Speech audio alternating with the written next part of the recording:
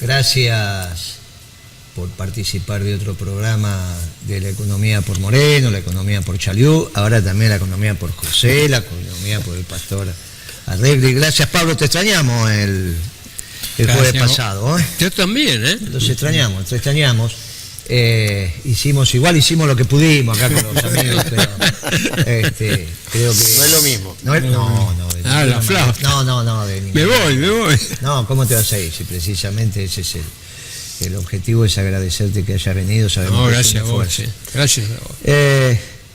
Nosotros, hay un debate, Pablo, que se hizo público a partir de las declaraciones de Alberto sobre el tema de los medicamentos, sobre el tema de las LELIC, sobre el tema de dónde sacamos los recursos, que me parece que más no sea para el debate entre los compañeros, vale la pena que lo aclaremos.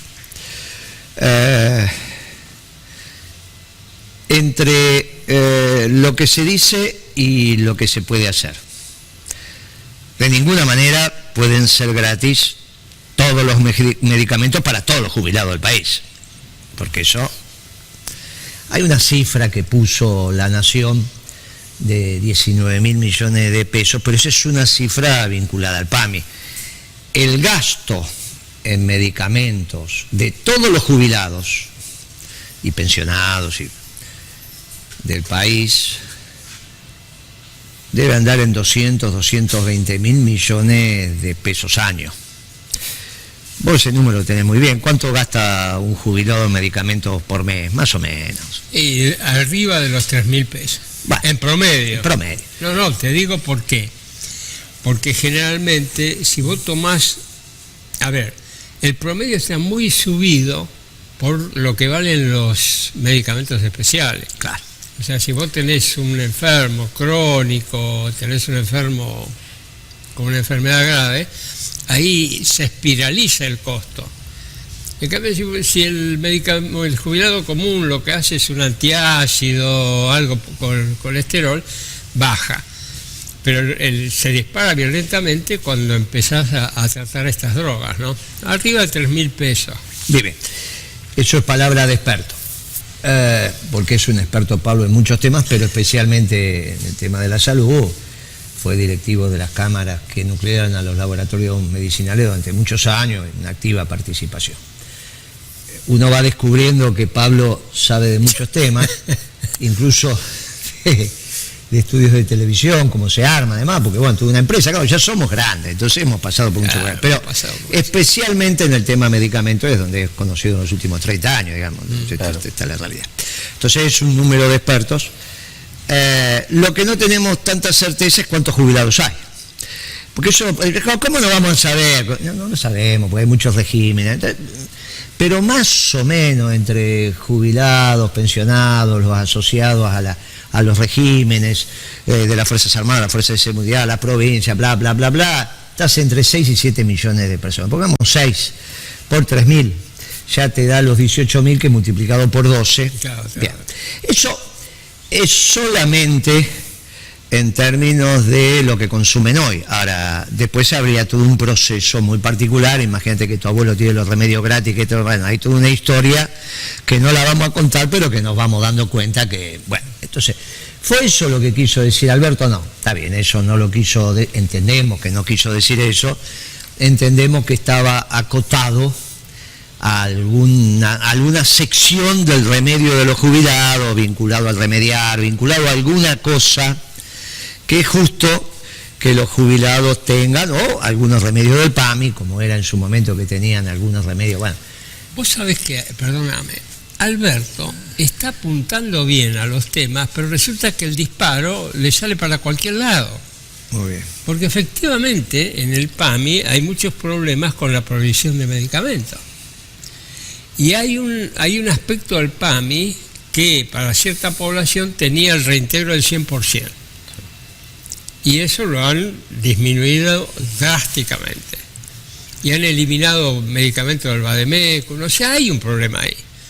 Pero agarró para el lado de los tomates. Bueno, entonces nosotros, no es porque queremos reinterpretar a Alberto, sino simplemente le estamos dando un marco técnico. entendemos que lo que quiso decir Alberto tiene que ver con recuperar esos derechos que tenían los jubilados, que lo han perdido, que estas bestias han hecho lo que han hecho, y que pesos más, pesos menos, estaría en el número que está diciendo la Nación. Pero como decís vos, hay que ser preciso, hay que decirlo. Decir, mire, estos remedios que tenían reintegro del 100% dentro del PAMI, estos remedios, no todos los jubilados, estos remedios que tenían reintegro del 100% lo van a volver a tener, y eso puede ser un número que bla, bla, bla, y eso está bien. O sea que hay que acotar esto a lo que estábamos hablando. Ahora, sobre llovido mojado, y entonces dice, bueno, lo vamos a financiar bajando la tasa de interés de la LELIQ, algo que quiso corregir Guillermo Nielsen, quiso corregir Bocco, y salió también Kicillof, que me parece que fue lo más inteligente, porque salió del tema de las LELIQ y dijo, si bajan las tasas de interés, es obvio, si bajan la tasa de interés y no querés bajar el déficit fiscal, entonces la plata que dejás de pagar interés, podés parte pagarla en medicamentos. Pero tenemos después el problema de el superávit fiscal para hacerte de los pesos, para ir sobre el superávit comercial, comprar los dólares y pagar la deuda. Pero bueno, eso sería otra discusión. Se empiezan a encadenar y los elementos, y claro, porque para eso, variables, pero para eso la política económica, como corresponde casi todo en la vida, es sistémica, hacia el sistema. Entonces, la explicación de Kicillof es razonable, está bien técnicamente. La de Bocco y la de Nielsen quisieron de alguna manera ponerle un poco de ordenamiento técnico a las declaraciones de Alberto. Pongámonos de acuerdo. El Estado argentino es la articulación, y debería ser armoniosa, entre los tres poderes. ¿Está bien? El Ejecutivo, el Legislativo y el Judicial. Le toca al Ejecutivo administrar el erario público, los ingresos, la defensa, la seguridad, bla, bla, bla, bla, bla. Entre los ingresos y los egresos está el tema de los medicamentos. Si querés que sean gratuitos, el Tesoro de alguna manera los tiene que subsidiar en el quantum de lo que acabamos de decir, al PAMI. Las personas jurídicas donde el Poder Ejecutivo tiene preeminencia, una sociedad del Estado, supongamos, una sociedad, es una persona jurídica por fuera del Estado, es una persona jurídica que no hace parte del Estado. Entre ellos es el Banco Central de la República Argentina, que es una persona jurídica creada por una ley especial con su estatuto, que finalmente, por eso el estatuto se cambia por ley, precisamente porque es una sociedad creada fuera del Código de Comercio, fuera del sistema financiero, es una sociedad creada por una ley especial que es de creación del Banco Central, cuyo capital inicial lo puso la Secretaría de Hacienda. De alguna manera a vos ya te va a tocar, viene tu hijo, te dice, papá, quiero empezar un negocio, toma la plata, no es tuyo el negocio por más que le hayas dado la plata y por más que seas el accionista controlante del negocio. El negocio está separado de vos, por eso puede quebrar ese negocio, Dios no lo permita y a vos no te pasa nada. Es una persona jurídica separada. El Banco Central especialmente está separado del Tesoro. Por lo tanto, la única plata que le toca al Tesoro son las utilidades del Banco Central, precisamente por ser accionista del Banco Central. Cuando dice, elegir utilidades del Banco, eso sí, porque como el dueño, entre comillas, del Banco Central es la Secretaría de Hacienda, o ahora el Ministerio, pues, dentro del Ministerio de Hacienda, la Secretaría de Hacienda, donde está el Tesoro, ¿está bien? Entonces, ese fue el que puso la plata, las utilidades le corresponden. Después si las utilidades son bien habidas, mal habidas, por devaluación o porque la operación... Bueno, eso es otra discusión.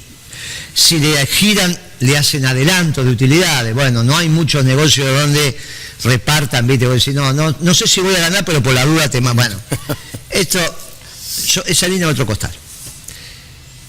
La plata del Banco Central es del Banco Central. Y la plata del Tesoro es la plata del Tesoro. Por lo tanto, no se puede mezclar. No se puede mezclar técnicamente, no se puede mezclar legalmente, pero ahora encima no se puede mezclar porque lo firmaste con el Fondo Monetario Internacional. En uno de los acuerdos, uno de los compromisos que tomaste con el fondo es que... No financiar. Claro. Porque entonces, cuando el presidente, futuro presidente, podría opinar sobre los intereses de la LELIQ y con eso se está metiendo... Es como si vos te metés en la empresa de tu hijo porque le prestaste la plata y sos accionista, ¿no? Es una asamblea de accionistas, va a opinar, elegiste un management, ese manager que maneja la empresa, y chau tu plata. Podés opinar como papá los domingos comiendo los ravioles, pero si no, a la asamblea de accionistas. Andá a la asamblea de accionistas y dentro de lo que la ley estipula, podés opinar. ¿Está bien? Me acuerdo de algunas conversaciones con el presidente de Renault, que venía y me decía, no, pero lo que pasa es que mis autoridades no me dejan hacer esto. Tráigame la asamblea de accionistas donde le dieron esa instrucción. El tipo, no, ¿cómo la asamblea de accionistas? ¿Y qué autoridad tiene el presidente de una compañía por sobre él que no sea la asamblea de accionistas que le aprueba o no el ejercicio? Pero hasta ahí llega. Tráigame la bueno, usted sabe cómo es, Moreno. No sé cómo es. A ver, cuénteme, ¿cómo es? Bueno, y ahí la conversación se ordenaba de manera prolija, porque los accionistas opinan en la asamblea, ordinaria o extraordinaria, fuera de ahí. No es que vos entrar a la empresa y decís soy accionista y empezás a dar órdenes. ¿Está claro? Esto así, podés hacer alguna cosa, pero hasta ahí nomás. Entonces, sobre una persona jurídica separada, que es el Banco Central, las decisiones, no por autonomía o no autonomía, estamos hablando de si podés. Jurídicamente. Claro, si podés, al margen de este tema con el fondo, que también está firmado y aprobado por el Congreso. ¿Por qué no explicás una vez más por qué lo de las LELIQ, por más que bajes los intereses, no podrías usar esa plata hasta que no tenga utilidades en el Banco Central para financiar los remedios que hipotéticamente en un nivel determinado van a ser grandes? Eso implicaría que le estás transfiriendo fondos del Banco Central a la Tesorería que no corresponde a una utilidad realizada. O sea, es ilegal. Es ilegal. Pero el otro punto es que, a ver, vos lo que se dice es, yo estoy pagando de intereses por la LELIQ, ponele 1.000 pesos por mes, ¿no? Entonces, si dejo de pagar esos 1.000 pesos, y vamos al fenómeno económico ahora, y me quedo nada más con 200 para pagar las LELIQ, y 800, ponele que por arte de magia o por lo que sea, lo destinás a otro fin, te tenés que plantear qué pasa con las LELIQ pagando 200 pesos en vez de 1.000. ¿Cómo solucionás ese problema? Porque vamos a hacer, los intereses de la LELIQ, ¿cómo se pagan? Sí. Con LELIQ. Con LELIQ, claro. O sea, no es que los intereses de la LELIQ, si no tenés que emitir plata. Y no podés. No podés.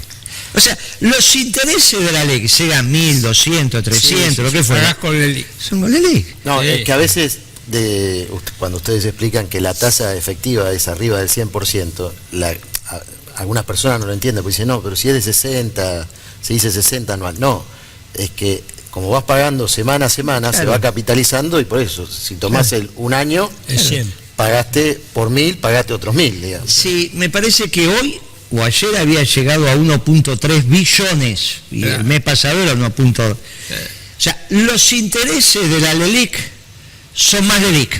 Claro. A menos que vos quieras agarrar LELIQ y se lo des a los laboratorios por los remedios que le dan gratis a los jubilados. No podés. Pero eso sería un instrumento del Banco Central que no se entendería por qué sería. Es que la LELIQ solo lo puede tener el sistema bancario. Ahí está. Entonces tenés que volver a tener otro problema legal. Claro, las famosas transformaría las LELIQ otra vez en LEBAC y le decía, bueno, es para... Y entonces en realidad sería una inversión de los laboratorios comprando letras del Banco Central que no sabríamos muy bien qué, cambiada por remedio que le da. O sea, sería... Pero aparte no es el objeto. No es el Banco Central financiando los remedios de los jubilados. No es el rol, no corresponde, no tiene nada que ver. Es una... Muy bien. Entonces, no puede ser así. Pero a su vez, hay un déficit, que es el déficit del Tesoro, que es el famoso déficit fiscal. El primario por los gastos operativos, ingresos operativos, y después de los intereses. Claro, que me paga el interés. Ahora, hay otro déficit, que es el del Banco Central, que lo llamamos cuasi fiscal. ¿De dónde sale ese déficit cuasi fiscal? Y de lo que el Banco Central paga de interés, en este caso por las LELIQ, en LELIQ, pero paga interés, y lo que recibe cuando pone sus reservas a plazo fijo en el mundo, o algo así. Nada. Entonces, cuando vos ves lo que recibe por interés y lo que paga por interés, la diferencia es lo mismo. Es el cuasi fiscal. Lo que pasa es que en otro lado hay tasa de interés razonable, digamos. Claro. Bien. No, le paga el 1, el 2% anual. En dólares. Y acá y está medio pagando también. 100. ¿Cómo es? Medio. Sí, medio punto le está pegando. Bueno, entonces, ¿qué es lo que termina pasando aquí? Que en realidad, si vos bajás la tasa de interés de la LELIQ, lo único que haces es perder menos en términos de déficit. No es que te aparece plata. No es que dejás de pagar, cancelé la hipoteca, entonces ahora me sobra plata y todos los viernes comemos pizza, suponete. O te va, ¿viste? O sea, no pago más la hipoteca, terminé, entonces me sobra la plata. Yo tengo el mismo ingreso, no pago más la hipoteca, la destino a otra cosa. ¿Está bien? En general, cuando termine de pagar la hipoteca, tenés la edad que tiene Moreno y Pablo, te sobra esa plata, pero no la podés gastar en pizza porque está frito. No tomás pizza, pero bueno, la vida es así. Así que bueno, ahora pagar la hipoteca y no comas. ¿No sería más fácil en términos políticos, digo, que explique o que Alberto le ponga sobre la mesa a Macri que diga qué van a hacer con las LELIQ? ¿Cómo se va a solucionar ese problema? Porque si no, esto fue un boomerang. Él habló de las LELIQ y todos salieron a pegarle a Alberto como si él hubiera puesto la LELIQ. Y resulta que la LELIQ la puso Macri. Muy bien. Entonces estamos todos locos. Nosotros en realidad lo que le estamos diciendo al que vamos a votar, al menos en mi caso, diciéndole, mire, las cosas tienen que tener un continente de reflexión. Entonces, para que se entienda esta lógica, si el Banco Central deja de pagar esa tasa de interés, no es que le sobra plata, pierde menos. ¿Se entiende? Entonces, si vos la destinás para otra cosa, sigue perdiendo lo mismo. Porque estás en el rojo. No es que estás en azul, estás en rojo. Entonces, o achicás el rojo del central, bajando la tasa de interés, o bajás la tasa de interés y mantenés el rojo del central destinando esa plata a esto. Y bueno, entonces tenés un lío bárbaro. Tenés un lío bárbaro. Claro, cuando entramos en esos debates, el problema que tenemos que nadie puede saber de todo. No se puede saber. Entonces, tiene que haber un espacio económico de su gente de confianza, lo que fuere, donde vos tenés que debatir estos temas y hasta que los entiendas. Hasta que los entiendas. Cuando vos lo entendés, bueno, es más fácil transitar. Pero si no lo entendés, se te arma un lío en la cabeza. Y a veces no alcanza ni siquiera con que te lo expliquen una vez, porque después ¿está bien? Se te arman unos líos. Y esto es lo que terminó aconteciendo. Entonces hay que resolver qué vamos a hacer con los medicamentos, con los jubilados, si es que volvemos a eso, de dónde van a salir los fondos, acotar el tema de los medicamentos a lo que es posible desde el punto de vista del financiamiento, si es que vas a aumentar los recursos del Tesoro porque vas a recaudar más producto del nivel de actividad. Ahora, si va a ser eso, hay que decir voy a reactivar la economía. Que es lo que no aparece. Se habla de créditos a las pymes. ¿Qué tipo de créditos van a hacer? Pues si van a ser con estas tasas de interés, por supuesto que no vamos a poder tomar ningún crédito. Si tomás crédito y no hay consumo, tampoco tenemos un lío. Tenemos un lío. El consumo durante julio va a ser una sorpresa cuando salga por lo bajo. Es al revés de lo que intentan explicar los diarios. Ni las vacaciones de invierno lo saben. Es al revés. Puede ser algunos subsectores que están teniendo alguna decisión favorable, porque bueno, si hablamos de carne, términos de frigoríficos, exportadores, la exportación a China, pero es muy particular, de un animal muy particular que es la vaca, que eso por el otro lado te lleva a un subconsumo de carne en el mercado local. Una locura. Por eso estás debajo de 50 kilos. Bueno, entonces yo dice, no, mire lo que estamos exportando a China. Bueno, está bien, no están explicando el lado oscuro de la luna, como si la luna no lo tuviera. Pero bueno, esa es la política. Bueno, ellos tienen derecho a vender. Nosotros tendríamos que estar diciendo... desenmascarando todo eso. Bueno, esto es lo que tenemos que decir. No, está bien, en el tema pesca también tenemos alguna cosa, por que los calamares que vinieron bien, está bien, la zafra de calamares anduvo bien, la zafra de langostino salió bien también, un año te sale mejor, otro dice, bueno, entonces estas cosas, esto tiene alguna implicancia. Parece que hay una muy buena cosecha también, pero no se está liquidando. Hay una cosecha que no es la que ellos dicen, pero es una cosecha interesante, no está tampoco tan lejos de lo que el gobierno anterior había tenido como récord, pero bueno, pueden venderlo. Mañana vuelven, el sábado van a recrear, no mañana, el sábado van a recrear el Ministerio de Agricultura y demás, porque es el anuncio que van a hacer en la rural, pero eso de las retenciones, miren, se los digo ahora, no los pueden sacar, porque está el fondo que, si no, van a tener que explicarle al fondo de dónde salen. Claro. Así, pero no es porque ni la lucha interna, ni las tensiones, porque el fondo dice, bueno, está bien, no quieren cobrar retenciones, díganme de dónde la van a sacar. El fondo fue el que le puso la retención. ¿Vos te acordás que en el primer acuerdo no estaban las retenciones? Se opuso Macri. Claro, pero después se la pusieron, pero en la venda. Sin ninguna clase de... Claro. En la venda, estas son las cosas que... Fuera Caputo y retenciones. Claro, fuera Caputo y retenciones. Bueno, la realidad es que esto, en términos teóricos, más un par de cosas más, que es el ajuste en el sector estatal, el ajuste en el sector público, y la discusión entre tasa de ganancia y nómina salarial, o sueldo y salario dentro del valor agregado, es lo que transforma el experimento oligárquico en un modelo neoliberal. Ahora irrumpimos, con este paréntesis que te armó el fondo hasta las elecciones, pero ahora irrumpimos decididamente en un esquema neoliberal, donde, por eso la reforma laboral es el tema que están dando vuelta, claro, y la previsional, que es para bajar el gasto por el lado previsional para el Estado y la tributaria y la discusión de la tasa de ganancia, claro. Son las tres reformas. Pero mira, Guillermo, yo creo que estas elecciones podrían haber sido muy importantes para el país, lo van a ser, pero podrían ser todavía mucho más importantes. ¿Por qué? Porque gane quien gane, acá va a haber un nuevo plan económico. Eso sí. Sin duda. Sin duda. No hay otra. ¿Y qué estamos discutiendo de ese nuevo plan económico que forzosamente va a haber? ¿Va a haber por voluntad del gobierno o va a haber porque no va a tener más remedio que hacerlo? O sea, esto se acabó. Se acabó el primer plan. Muy importante. Y se acabó este.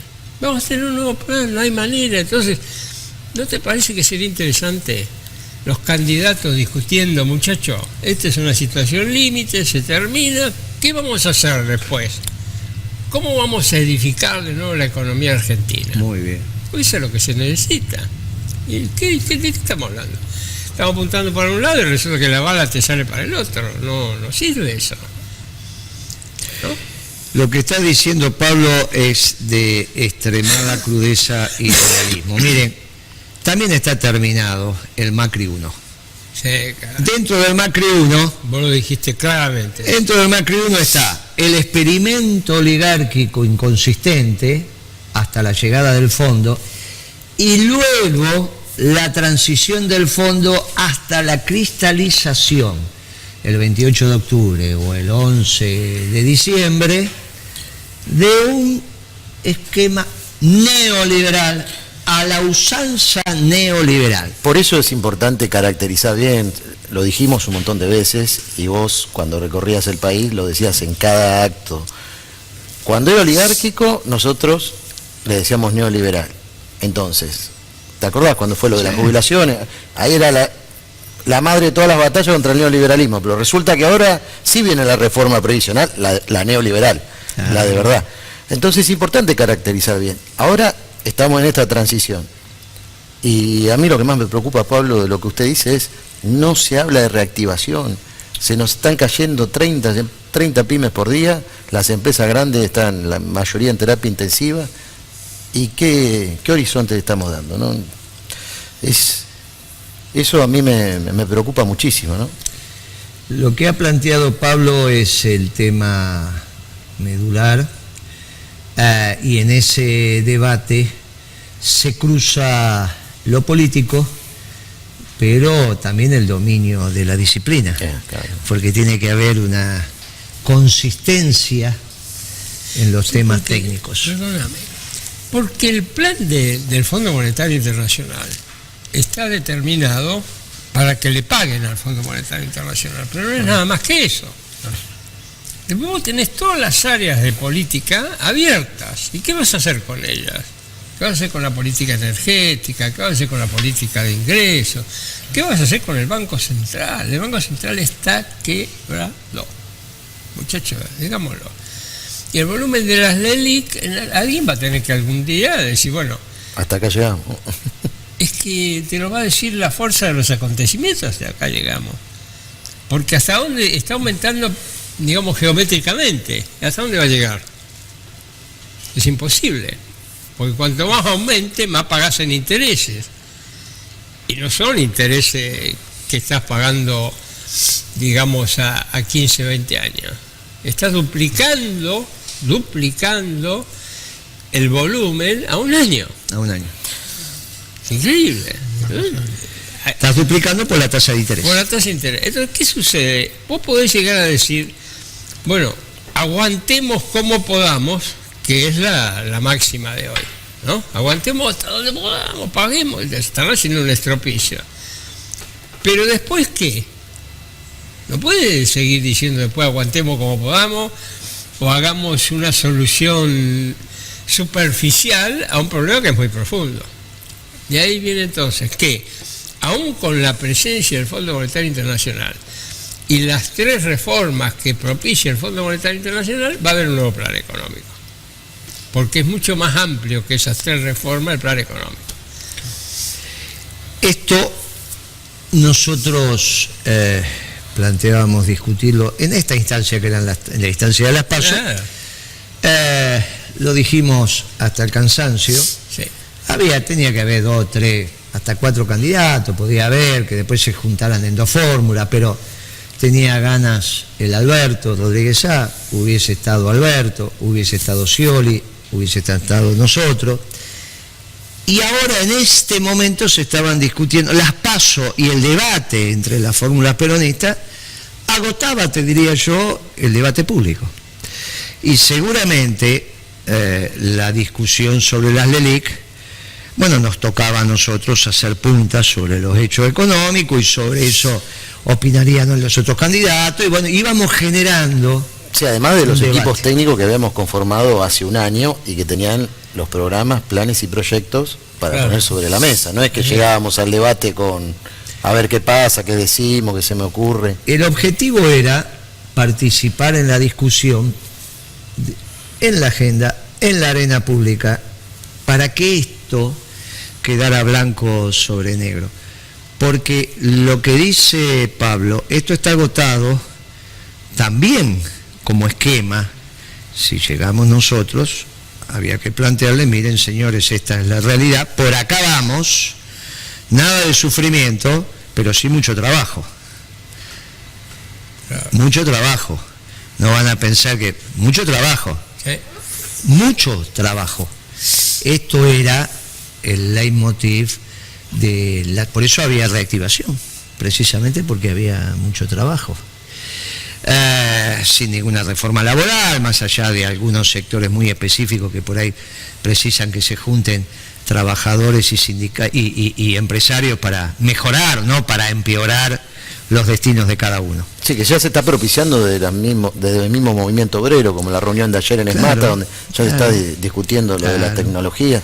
No es que el movimiento obrero no ve eso. Como no, el movimiento obrero está claro en esos temas. Pastor, ¿cómo están transitando los espacios religiosos esta transición de las PASO, la primera vuelta? Yo personalmente creo que en la primera vuelta esto tiene mucha posibilidad de terminar. Pero ¿cómo estás viendo? ¿Cómo estás viendo los movimientos? Hoy salió una nota en Clarín sobre la cantidad de postulantes que hay a cargos de sectores evangélicos. Nosotros lo vimos hace un año y pico atrás. Bueno, ¿cómo lo estás viendo? ¿Cómo estamos organizándonos? ¿Cómo vamos a seguir? ¿Cómo estás vos? ¿Cómo está tu candidatura? Contanos un poco.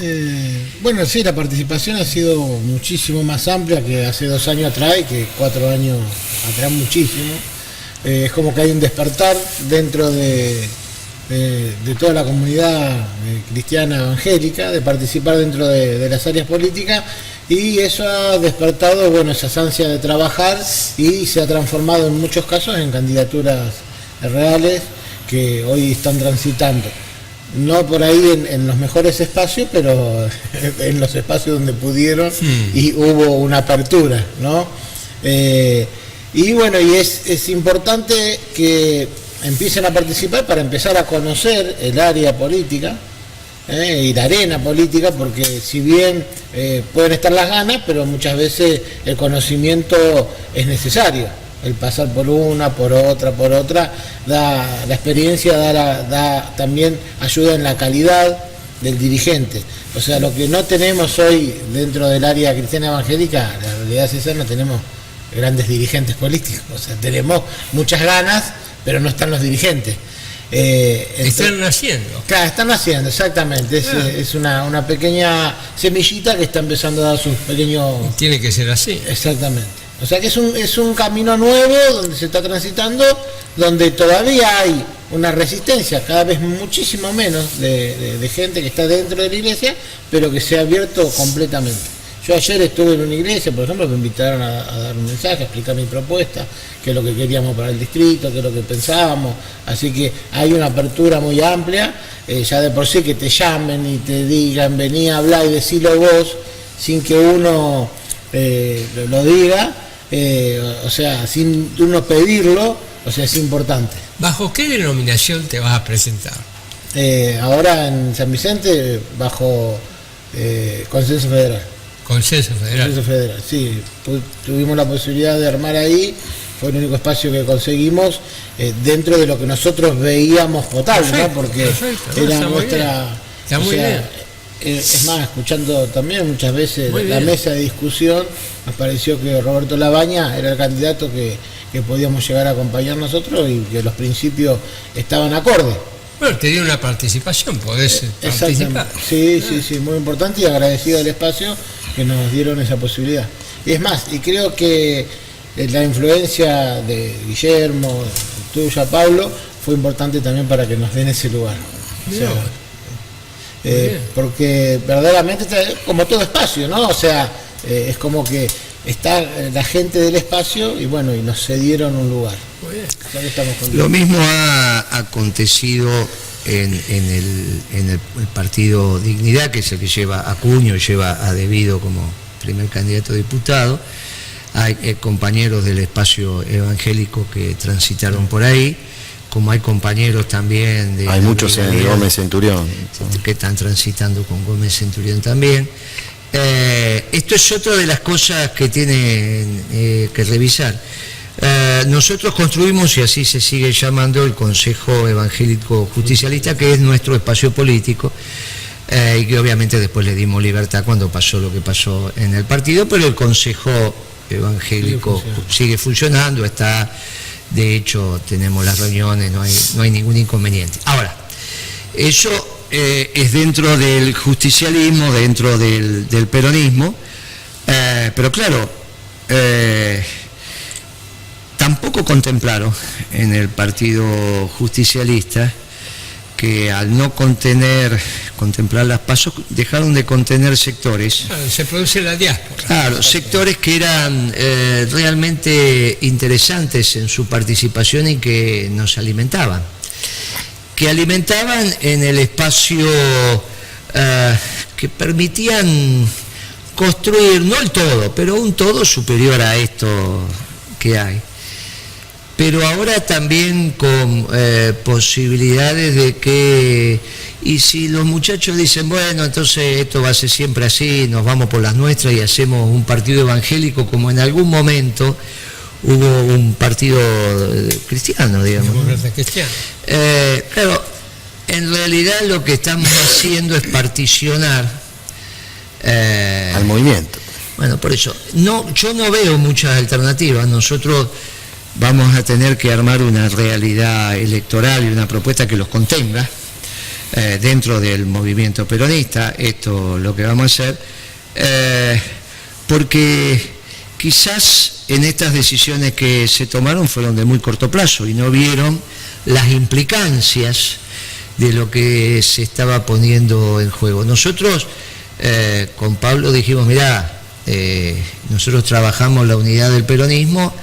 No, obviamente este ciclo termina con el ciclo electoral, pero después naturalmente tenés libertad. Y después tenés libertad, porque yo espero que en algún momento Gioja, que fue el que tomó esta decisión, junto con Landó, que fue el que empujó el lápiz, el que le dio la construcción jurídica, entiendan que nos habíamos puesto metas comunes entre todos los que de alguna manera participamos en la conducción nacional del partido. Quizás no te acuerdes, pero el secretario político del Consejo Nacional, ¿sabes quién es? Pichetto. O sea, y Urtubey también está en esa conducción que armamos en el 16. Cuando nosotros hicimos la lista unidad y le pedimos a Gioja que conduzca el Consejo Nacional, estábamos todos representados. Por eso yo soy consejero nacional, pero estaban todas las tribus, entre comillas, representadas. Claro, las decisiones que se fueron tomando nos fueron achicando. Nosotros tomamos la decisión de incorporar sectores, lo hicimos, con él armamos, otros compañeros del CEJO, hay una mesa como de 20 a 25 pastores que construimos. Pero bueno, después cada uno tuvo que transitar porque había construido una realidad, por ejemplo el de Mercedes, por ejemplo el de Moreno, vos en San Vicente, en lugares distintos. Algunos se fueron con Gómez Centurión, otros, bueno. Con el objetivo común de conformar el frente, porque además los sectores que aportábamos nosotros venían del otro lado. Claro. Traíamos para este lado. Esto era lo que permitía. Ganancia doble. Claro, Era doble, claro, eran porque doble. estábamos de un lado y sumábamos al otro. Bien, la suerte está echada, las cosas, la moneda está en el aire. El próximo programa, Pablo, vamos a reflexionar qué pensamos que va a pasar en las PASO y qué pensamos que va a pasar el 27 de octubre a razón de lo que pase en las PASO. Una claro. consulta, que era que por ahí hablo con muchos hermanos, inclusive vecinos, y militantes más que nada, ¿no? Pero que están participando en política y todos me preguntan, o sea, al no haber habido las pasos con el debate necesario, es como que le da la gran posibilidad a Macri de que no haya habido un gobierno de transición y que termine su mandato, convirtiéndose en el primero, ¿no? Con lo que hizo, ¿no? Porque si más o menos hubiera andado bien. Porque creo que este espacio era el único que marcaba el tiempo que tendría que haber muerto muchísimo antes este proyecto y haber dado paso a alguien para salvar la patria, ¿no?